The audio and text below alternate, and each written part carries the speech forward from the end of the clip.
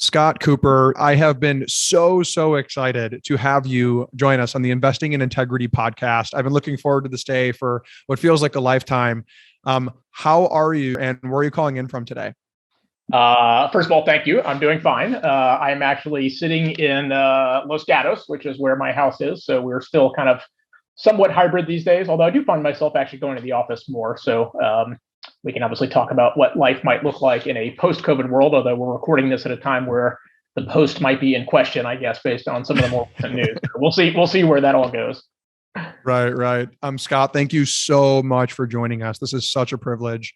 I want to start off our conversation today discussing your career trajectory, just so anyone that's not familiar with you or your story gets a sense for who you are and how you've gotten to where you are today.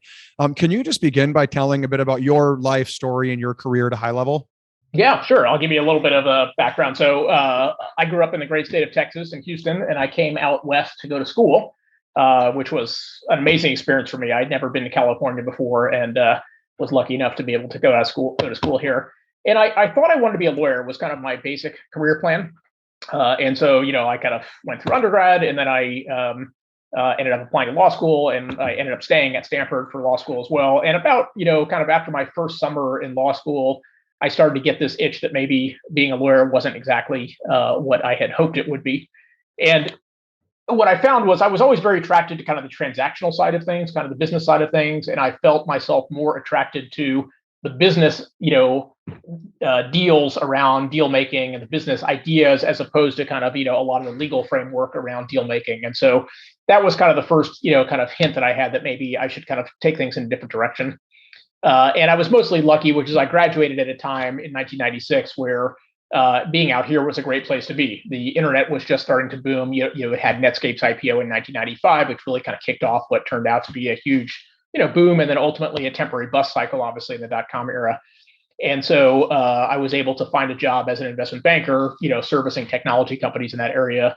Not quite frankly because I knew anything about that, but just because I happened to be in the right place at the right time. And as the person who hired me told me, we basically just need bodies to sit with these deals and make sure they get done. So it was not a ringing endorsement of my skill set, but a more an indication, as which is true, I think a lot of times in life, that being in the right place at the right time, if you're purposeful about that, can obviously be very influential. So that's kind of where I started. And then, we can talk more about kind of the arc of where I went after that. But that was kind of where I started my career, was doing deals for companies in the technology boom cycle. Thank you so much for giving that brief initial overview. And clearly they didn't have a chance to see your skills, right, before they had the opportunity to endorse them, as time has told us. After a few brief stints at banks, you spent 8 years at Opsware, an early SaaS company in Silicon Valley. Want to hear the story about what drew you away from the relative safety of Wall Street to join a startup? Yeah, so this was, a lot of it was just the time we were in. So, I was, as I mentioned, I was in banking from like 97 to 2000, which was a fantastic time. And as a young banker, there probably wasn't a better learning experience because you compressed probably about, kind of 3 years or whatever, 20 dog years into, less than 3 years of actual time. So the learning was immense. What I found, though, was, I would go on these road shows, which is where you would take a company public, right? And you would, kind of go with the management team to pitch the various institutional investors. And I just found myself increasingly talking to these founders and talking to these management teams and realizing, wow, like that seemed like a really interesting thing to do, to not just be the agent for them as a banker, but also to be principally involved in the development of a core business. And so just by happenstance, I took a company public in 1999 called Epiphany, was the name of the company. They were in the customer relationship management space. So there's no reason why you or your audience would know them, because they were a darling of 1999 that promptly disappeared in the dot-com bust that happened many years later. But it figures importantly in my career, which is the person who I was working with in the marketing team on the IPO roadshow called me the day that the IPO priced and said, "Hey, it's been great getting to know you. By the way, I quit today to go join this new company called LoudCloud that Marc Andreesen and Ben Horowitz and two other co-founders, Tim Howes and Insik Ree, had started." And he's like, you ought to, if you're interested, I'm happy to introduce you to them because they're looking for smart people to basically help build their business. So this was September of 1999, and that was exactly the month when they started LoudCloud.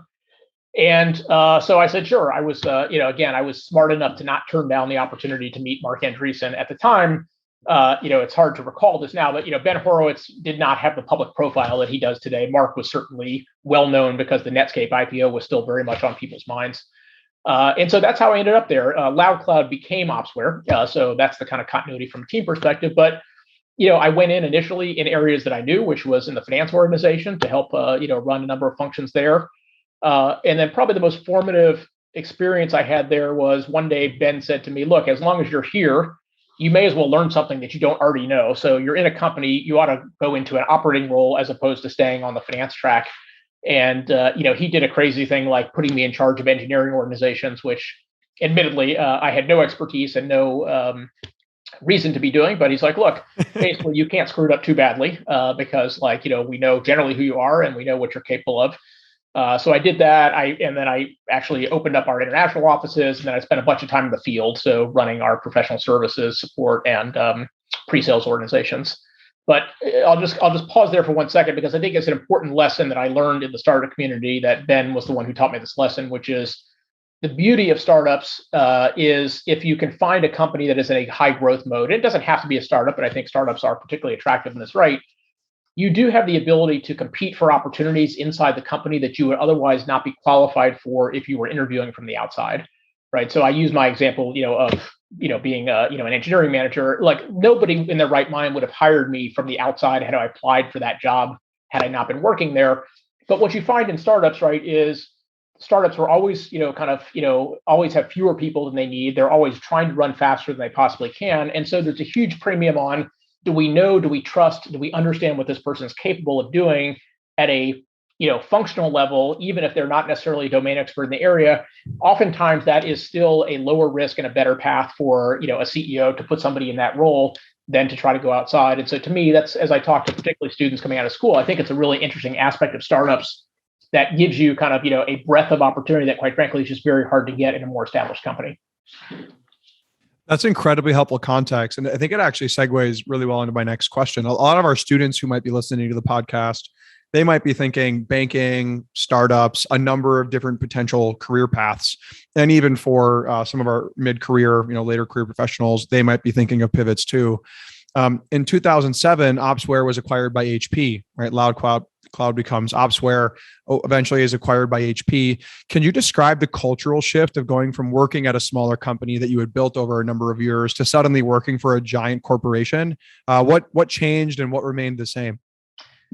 Yeah, it was a big cultural shift. And look, I give HP a lot of credit, which is, they had done a number of acquisitions of smaller companies. And so they, like a lot of big companies, literally had an entire apparatus set up for what they call integration. So they're literally, in HP, and you'll see this in many big companies, they literally have integration teams.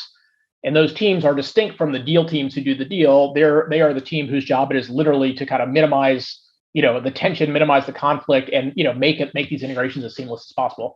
Now, the funny thing was when we did this deal, Ben Horowitz asked me to run the integration from on the Opsware side into HP. So I show up at this meeting and it's me, and there are 50 people on the HP side. Literally, that was kind of what it looked like. And so it's a good example. It's a good example of also where now that I have this sensitivity of having been through it, you can imagine, right? Yeah, kind of what we thought the integration team required versus what they thought was quite different. Now, of course, over time, I created a virtual team of other people that I needed on our side to help make it work. But it was very good. I would say, look, the big challenge in these integrations, and I think this is where, unfortunately, big companies can go wrong, is they spend a lot of time on important stuff, right? Like we spend a lot of time on how do we integrate customers and how do we integrate systems and how do we make sure on day one everyone has email, and all that's important. It's all extremely important. But I think people tend to minimize the face-to-face and people integration aspects of the business. At the end of the day, look, I'm a firm believer. People will stay at a company because they've developed deep relationships there, and they have colleagues and coworkers they respect. They have a manager who cares about their career development, who is going to kind of help them in their career advancement. Or fundamentally, they just they've drunk the Kool-Aid, right? They just fundamentally believe like this is going to be an incredibly important company that's going to kind of change the world. And I think people forget that. And so in these acquisitions, right, the only assets these companies have, particularly in the technology industry, are people. And I'd say that's the one area that was kind of the hardest thing, and where I tried to spend the most amount of my time, as the integration lead on our side, which is, yes, like we got to get the email working and other stuff like that. But what's most important is who is this person going to be working for? What is their job going to be? What is the scope of what they were doing in HP compared to what they were doing? And that was a lot of the time that we spent. And so that was kind of the big risk of culture shock, was just, hey, we were a 500 person standalone software company going into I guess at the time, probably 120,000 person company, and figuring out how we make sure that we help people understand what their career opportunities could look like and what the path forward was probably the most important thing that we did. And look, I'm happy to say we did a great job. We didn't, lose anybody in that integration process. And most people, kind of stayed, I would say most people stayed 18 to 24 months. And then the people who found that, that job was good for them and they had career development stayed, and other people felt that itch again to kind of go out and do new startup opportunities. I appreciate you sharing that moment when you're staring at 50 people. I would imagine this is almost as an auditorium. Yeah, I was gonna say, right. This was before the days of Zoom, right? So we actually did in person. Yeah, it was probably, I can't remember exactly what the room was, but it was a very big conference room. Yes, no doubt. I appreciate you sharing that, because that actually ties to a question that I want to ask in a little bit. That one of our mutual friends, Peter Levine, suggested I might ask you. You only stayed with HP for a year until you joined Marc and Ben and starting Andreessen Horowitz, what it is today. What inspired you all to take that leap, and for you to take that leap with them back into the unknown? Yeah. So I stayed probably about a year and a half in total by the time finally all was said and done. Look, here's what happened was, so in the summer of 2008, let me take one step back. So after we sold the business to HP, Marc and Ben had each built some of their own wealth through, Marc had obviously, had two successes now, Netscape and then Loud Cloud Opsware. And Ben, of course, was at Netscape, but most of his financial success came, as the CEO of Opsware. So each of them had developed their own personal wealth. And what they started doing was angel investing in companies. And for the people in the audience who don't know what that is basically, it's individual people who are writing checks out of their own checkbooks as investors in startup companies. So they might write $25,000, $50,000 checks. Some of the companies they invested in were, LinkedIn, Twitter, Facebook, companies like that. So companies that, they didn't all, of course, they weren't all of that caliber, but, they did some very good personal investments. And then what happened was, in the summer of 2008, the three of us got together and they said, look, this is a lot of fun, but we think we can have a bigger impact on the ecosystem if we institutionalize this and go raise a proper fund and kind of actually make this our full-time jobs, as opposed to just the two of us, kind of writing checks out of our own checkbooks. So that was the beginning of the conversation. We spent a lot of time over the fall of 2008. And funny enough, or not funny at the time, I guess, we finally made the decision, or I should say, I finally made the decision to join in a weekend in September of 2008 on a Sunday. The night of which, and Monday morning, was when Lehman Brothers went bankrupt. And at the time, I was still working at HP, and I was living with my family in North Carolina because we had moved out several years earlier to go run a business that Opsware had acquired. And so here I was sitting in, at the time, Cary, North Carolina, with my family, having committed to, do this effectively startup job, which required that I, sell our house in North Carolina, move my family back to California.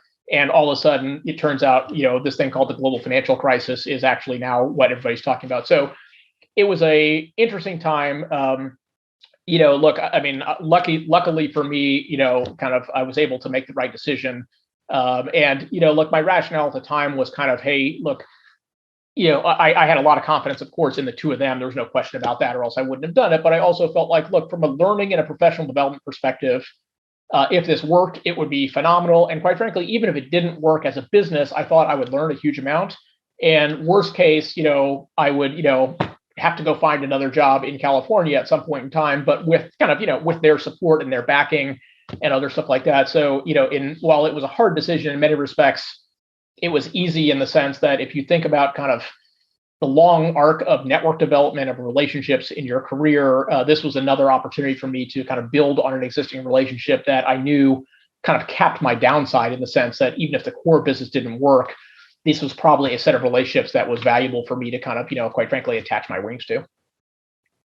So the relationships and the learning, it sounds like, were two core, very, very important drivers in that decision. Yeah, that was right. And again, to me, relationships and networks are critically important. I can't remember if you and I have talked about this, but one of the things Marc told me when I first started working with him and Ben in, kind of 1999, 2000 was, he said, look, your goal from a professional perspective in the arc of your career should be that you never have to create or submit a resume in order to get a new job. And when I first thought about that, I didn't quite understand the full ramifications of that. But to me, the big takeaways of that are, number one is the way you advance in your career is, number one is you work hard and you demonstrate your value to whoever it is that you happen to be working for at that time. So job number one, of course, is to perform the job you're doing at an exceptionally high level.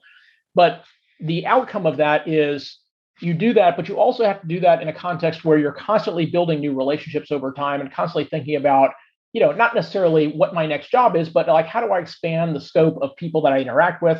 How do I expand the scope of people who can kind of observe my work product and see that, I'm a capable and qualified person?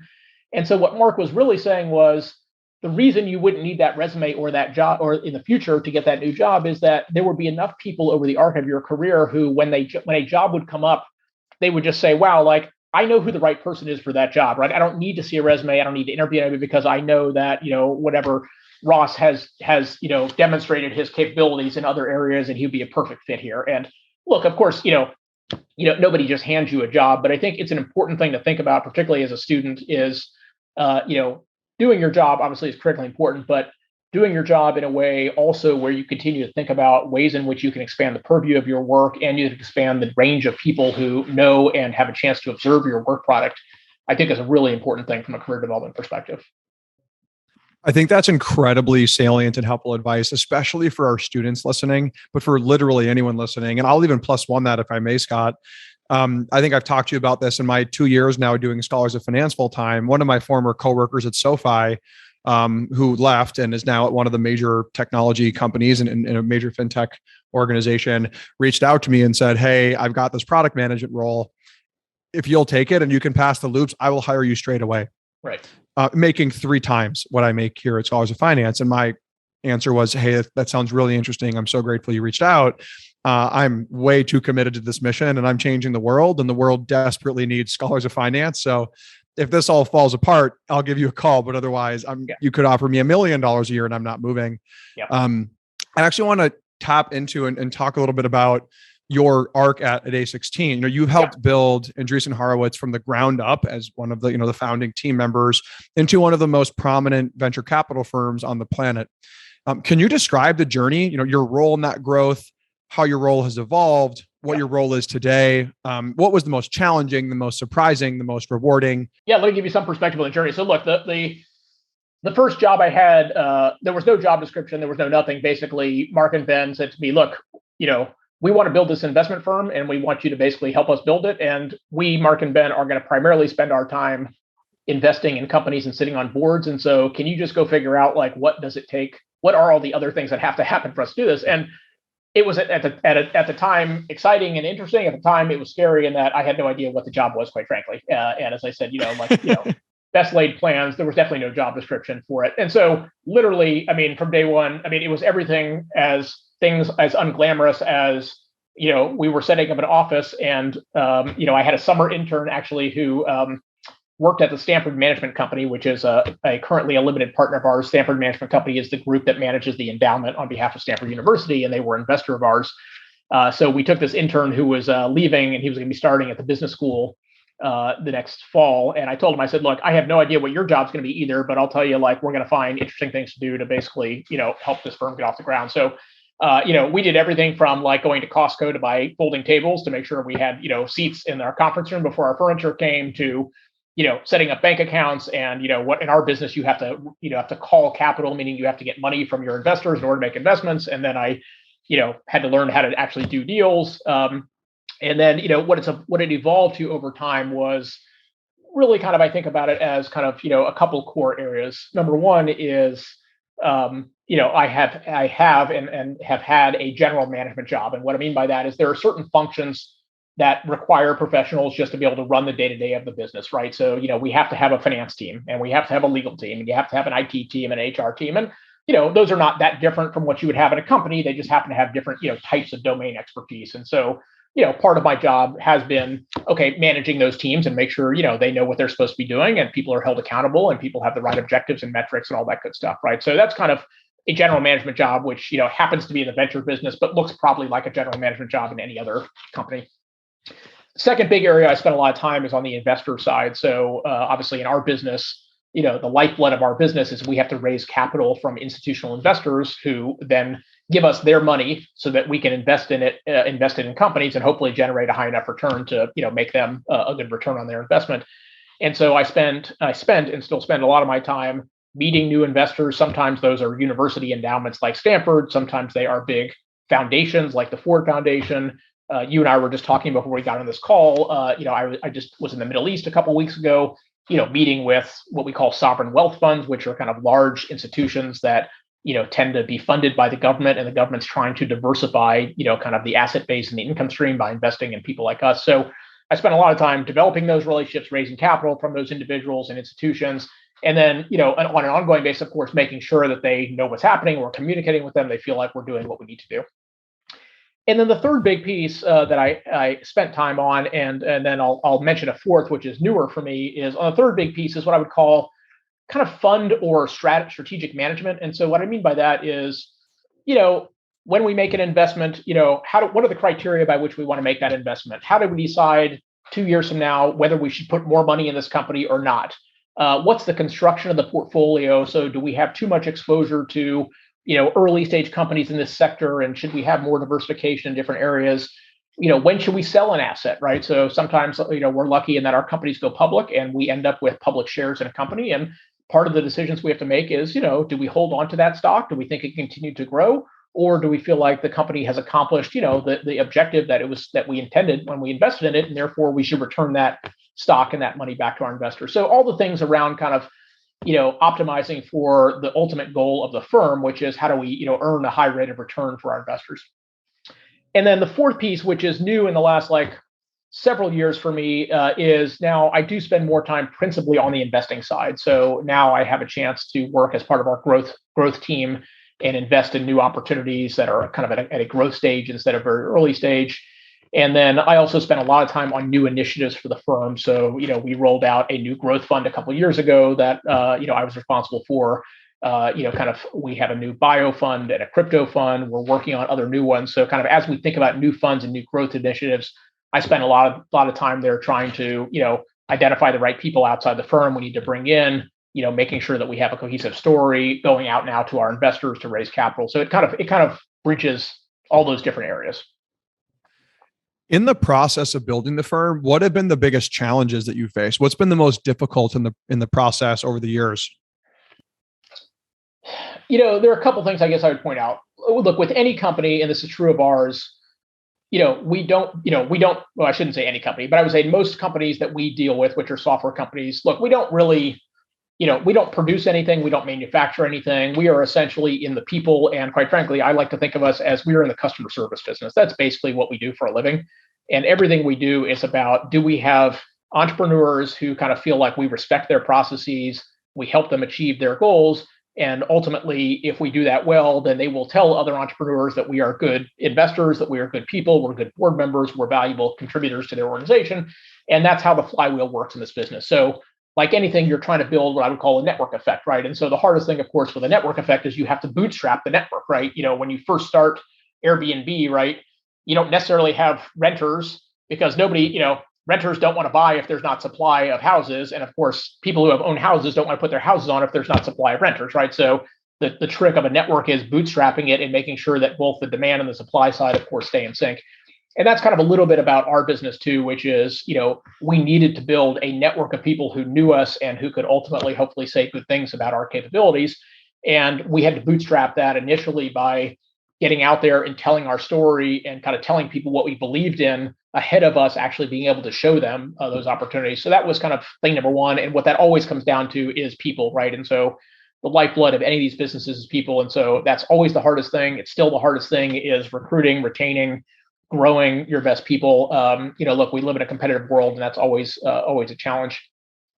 The other challenge, I think, for a lot of us, since a lot of us came from the operating world, is this is a little bit of a weird business in that in the operating world, you're used to kind of 90-day cycles, right? You have a quarter, and it's very clear what your objectives are, right? So if you're in the sales organization, you have a quota, it's very clear if you make your quota or you don't make your quota, and you get kind of what I would call, you have a report card, pretty much almost every day, right? And you certainly have a report card every quarter where you can kind of take a step back and say, okay, I was supposed to do this, how did it work out? And it's very quantitative and very measurable.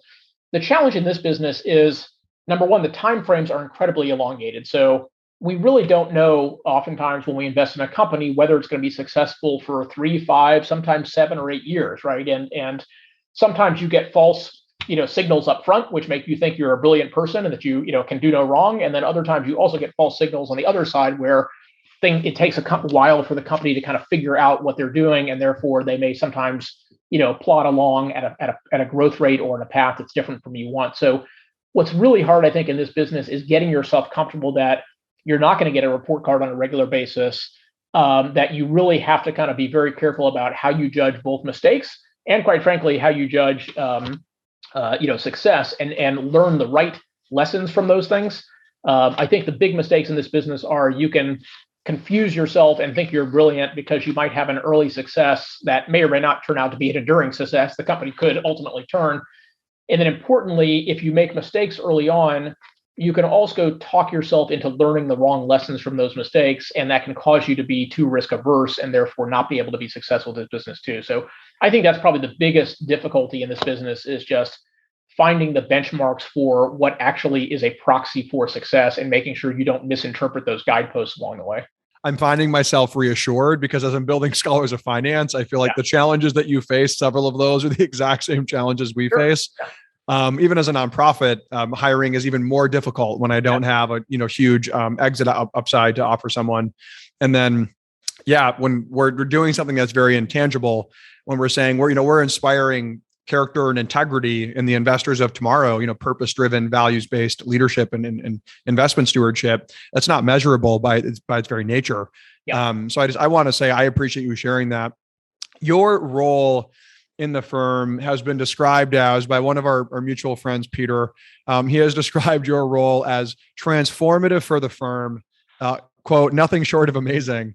He says, you're a very smart guy and your real superpower is finding common ground. And this actually reminds me of what you said earlier about on your role in the integration into HP, just focusing on the people aspect of the business. And then you also have a really crazy work ethic, which goes a long way. And I've noticed that in our conversations. Like, I really prepare whenever you and I have our mentorship calls, to make the most out of our time. That said, would love to just better understand, for anyone listening, students or investors, what do you think are some of the most important personality traits or character traits that you see in people that are markers of success?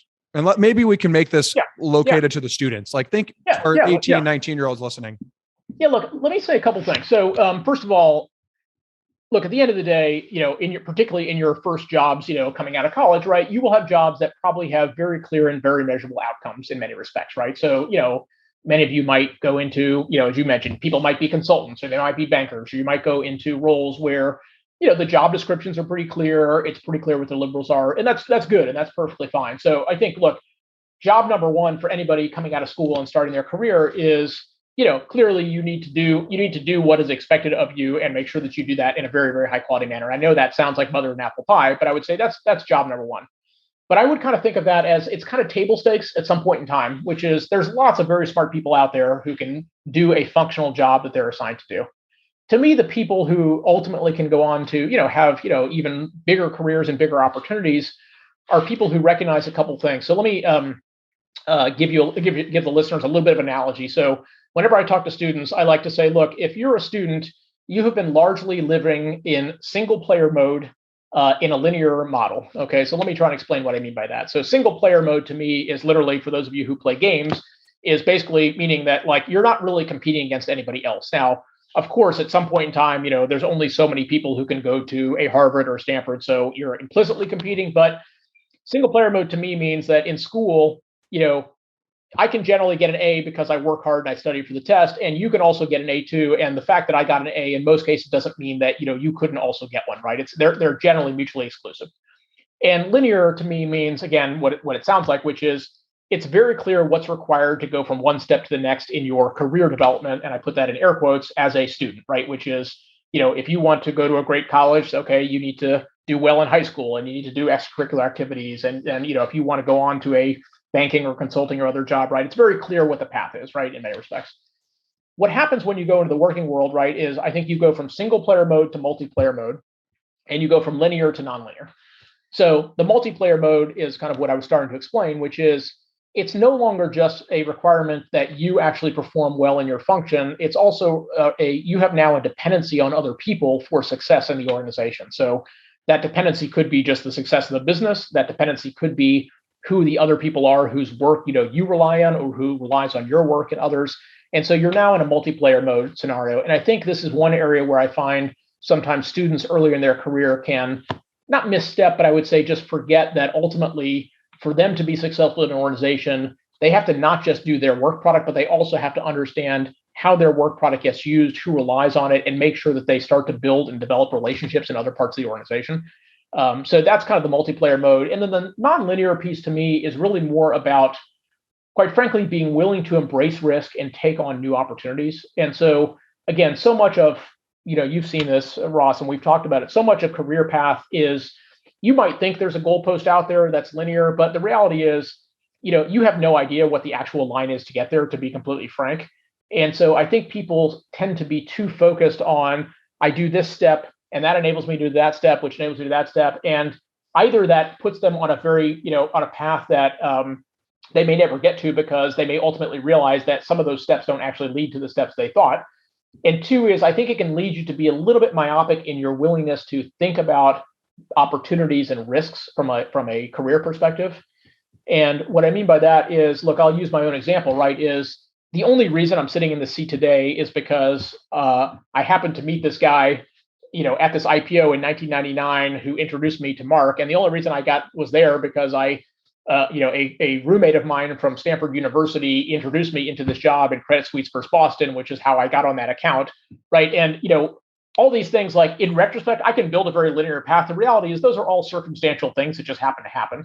And I think that's true, particularly as you go farther in your career, is think less about the particular job and the particular, look, pay is important. You want to get paid, but think more about, what am I going to learn? What's my contribution to the organization? Who am I going to work for? Will that individual be willing to invest in my career development? Like, those tend to be much more kind of earnest predictors of success over time than do, whether you get a job at Goldman Sachs coming out of college or not. And by the way, Goldman Sachs is a wonderful place, so that's not an indictment of Goldman Sachs at all. But like, there is a world outside of Goldman Sachs, and many people who don't end up with jobs at Goldman Sachs will also be successful in life. Thanks so much, Scott. It's incredibly, incredibly salient. And I think it's so important for people to hear, even, who aren't students, who are later on in their career. I'm surprised at how many times I meet people who are my age, late 20s, early 30s, who are still living life as if they are in single player mode and still seem to think that life is linear.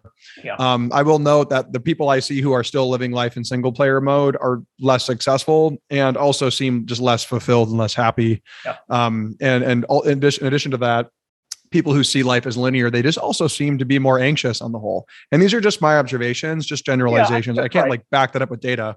No, I think that's right. The other observation I tend to have is, I think people overestimate downside risk and underestimate the opportunity of what we do in this business, which is uncapped upside, right? And so, look, I haven't met many of the students who are part of your organization, but look, the fact that people are in this organization probably means they're at a very respectable university. They obviously are smart. They care about their career development.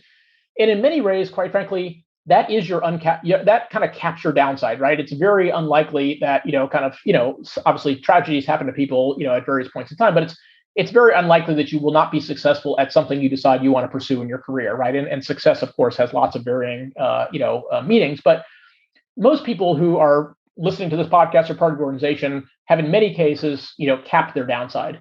And so I think in many respects, what you want to try to lean into, as much as you can, and obviously everybody's situation is unique, is can I find opportunities that create uncapped upside? And uncapped upside doesn't necessarily mean just purely financial upside. It means, am I going to maximize my learning? Am I going to maximize my exposure to new ideas? Am I going to maximize the number of interesting people I'm going to meet along the way?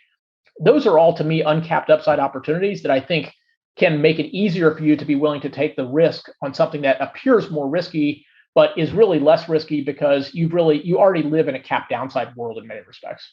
As you're sharing that, Scott, it leads me, I think, actually to a segue into another question that I wanted to ask you. Because you talk about uncapped upside. And this is, I think, what venture capital gets its reputation partially from is this notion that, 1 in 10 are a winner, but they're a 10 or 100 to 1,000x winner, and that balanced the portfolio. And what I want to talk about the impact that venture capital has. One of our current advisory board members, JC DeSwan, he's a lecturer at Princeton, at Cambridge. He teaches ethics and finance at Princeton. He's also a partner at a hedge fund in New York. Okay. And he wrote a book called Seeking Virtue in Finance that just recently was released, where he argues that venture capital is the single most impactful method for deploying capital, as measured by the effect that it can have on people's lives. The way that we can create the most social good dollar for dollar, because the capital in VC catalyzes new industries, new innovation, new companies that create jobs, ultimately, which improves society and accelerate humanity's efforts at solving the world's problems. Yeah. Second, he places at private equity. Third, activist investing. And there's sort of a list of how he ranks them. I want to ask you, how would you describe the impact that you think you have as a principal, as a venture investor? Yeah. So number one, I think the most important thing that we believe, and I believe very strongly in this, is, look, at the end of the day, the people and the persons who do those things are the entrepreneurs and the people who are at the operating companies. I think of venture capitalists as, we are just, quite frankly, we are just, facilitators in some respects, right? So we can provide a source of capital. Hopefully we can provide some value add to people. But I just, I would say personally, I don't want to confuse the virtue or the value of a venture capitalist from the virtue or value of an entrepreneur who is actually, kind of creating new businesses and new jobs. So I agree overall. I just want to make sure that we're very clear about, in the balance of power here, kind of the kudos and the praise certainly goes to the entrepreneurs and the people who join companies. And, it's a wonderful job to be a venture capitalist, but I don't want to confuse the work that we do versus the work that other people do who are truly out there on the front lines. But look, I think I haven't read that book, but it's on. I wrote it down so I can put it on my list now. I would agree with a lot of the basic premise, which to me, venture capital, I think, does a couple things. Number one is, look, it provides a financial source of businesses that otherwise don't have good sources of capital to be able to get them off the ground, right? Either they're too risky, they take too long, whatever the case may be. And I think there's a really important role for that in society, right? Which is, there are lots of innovations that we would all like to have and could benefit from that can't be financed through the normal means. And I think venture capital is a good vehicle that kind of matches the risk appetite of an investor with the risk appetite of an entrepreneur in a way that facilitates that. Look, I'll tell you, we're talking about this obviously in what we thought was post-COVID, although we're reading about, Omicron or whatever it is now these days, the new variant. And I bring that up only in the sense that, look, this isn't just because of venture capital, but it is innovation, which is the only reason why any of us are back to work in any reasonable way, is because we had this miracle of modern science that enabled a company to be able to develop a vaccine in literally like 48 hours without even having a live version of the virus, right? If you read the story of the original Moderna vaccine, they basically figured out the vaccine in 48 hours. It takes obviously a long time to get testing and get production and stuff. And I say that, not that, science is a panacea for everything, but, that's a type of risk and a type of innovation that kind of, we want to have in this country. And we absolutely, is critical. And I think venture capital as a lubricant for that kind of entrepreneurship and risk is critically important. And the third thing I would say, which to me is probably fundamentally the most important thing, and it really goes to a broader societal question that we've been talking about a lot, recently, is how do we think about economic opportunity? How do we think about social inequity in our country? And, what you see historically is lots of kind of, very, successful and, wealthy people and wealthy businesses on the coasts of the countries, right? In, California, New York, and Boston, and other places. And you've had this concept of what people call super cities, right? Which is the idea that kind of those cities attract, smart people, therefore they do well. And then when they do well, you create this network effect, which is they continue to attract very smart people. And to me, one of the most exciting things about entrepreneurship, particularly in a post-COVID world, is it creates the opportunity for lots of people in lots of different areas to have similar economic growth and job growth, and ultimately to create economic opportunity for lots of people. Now, historically, the cities have absorbed more of that. I do believe in a post-COVID world, which I believe we will be in at some point in time if we're not there already, that you will have the opportunity for greater geographic dispersion of job opportunities. And I think entrepreneurship is, again, a real lubricant for those types of activities. And I think if we can do that, we can create economic growth, we can create job growth, we can also address, a significant portion of income inequality by, making it easier for people in whatever geographic areas they are to think about and be able to have financing for and opportunities for growth in, startup-like ecosystems. Thank you so much. And I think that you mentioning entrepreneurship being a lubricant, as you're saying that, I find myself even thinking that entrepreneurship may be absolutely central to that. When you sort of look over time at how economies and societies evolve, an economy, we talk about economies in abstract terms, numbers, sense, growth, metrics, but ultimately an economy is just people doing certain jobs or doing certain things, applying their time, their talent, their energy into certain places. And as you as a venture capitalist being able to deploy 20, 40, 60 million dollars into a growing city for an entrepreneur there who's got a great idea, and for that to turn into millions or billions of dollars of capital flowing into that market over years and decades, that can completely transform the landscape of our planet, in terms of the dispersion, as you mentioned. I think that's really interesting. I think that's right. And I think what's also important to remember is it is part of a broader ecosystem, right? So in other words, and I've talked about this before. Look, the government does play a very important role in these markets, right? So the government, as a source of foundational research and development activity and research, many of which is done obviously at a lot of the universities that many of your students attend, that's a critical piece of it. And I think the role that venture capital can play is to often take foundational enabling technologies that get developed in research laboratories, marry those with entrepreneurs and risk capital to be able to build businesses. And then over time, of course, to your point, you need then, later stage financing opportunities as well to be able to scale these businesses. So venture capital, while obviously is very important, it exists as part of a broader ecosystem of how do we take raw, foundational technologies and ultimately build, transformational companies or do transformational things like building vaccines that ultimately can hopefully enable us to actually get back to, the real world that all of us would like to be a part of. Right. Or to use an example that hits close to home, actually create the internet, right? When you think back to Netscape, that actually segues into a question. Another one of our mutual friends, I recently had lunch with Alan Marty. Yeah. And he suggested a couple of questions I ask. I actually want to ask one that he shared. You're techno optimists, you, Marc, Ben, the team. If you can build the very best teams, be in great markets, you may not see a cycle like we saw in 2000. Public markets to a lot of people feel really hot. There's a lot of conversation about a 6% inflation rate. Tech stocks seem highly valued. Late stage private is even highly valued in a lot of people's opinion. What's your opinion and maybe the firm's opinion on the next 5 to 10 years and what those are going to look like? So look, everything you said is true. So I can't argue with anything you said from a factual perspective. That being said, so look, we are techno optimists generally, but that doesn't mean that obviously we believe we can live in a world without business cycles. So I do believe in business cycles, and there will be.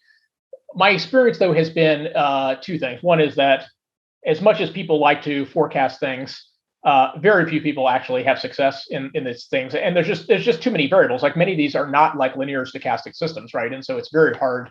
It's very hard to do that. For anybody who likes Twitter, I'm a big Twitter fan. So I tweeted an article that came out Sunday night, I think it was, from Bloomberg that was talking about a research report that Goldman Sachs macro analysts put out about the new variant of COVID. And basically, if you read the research report, it said there's 4 scenarios. It could be like the stock market might go up because it'll be less bad than we expected. The stock market might be neutral because it'll ignore it, or the stock market might go down because all of a sudden, everybody's fears. And so, and I said somewhat jokingly, which is true, is nobody knows is the honest answer. And I'm not trying to denigrate economists at Goldman Sachs because they're very smart, but the reality is it's very hard to make these macro forecasts. So to answer your question then, the honest answer is I have no idea. So I don't know whether I would agree with you on a relative basis, valuations are high. We've been in a 10-year bull market. There's no question about that. What I really have a hard time knowing is, how can I predict when or if that will change? I mean, presumably history tells us it will change at some point in time. We know that. And so I don't want to give you a cop-out answer, but what that means for us, though, is we need to focus on what we can do at the micro level as opposed to the macro level. At the micro level, our job is we need to find amazing entrepreneurs who are doing cutting edge things, who want to go on a 10, 20, 30-year journey and try to build something amazing. And I'm quite confident if we do that, we can survive business cycles because, like good things will get financed in those markets, even if it's a tough market.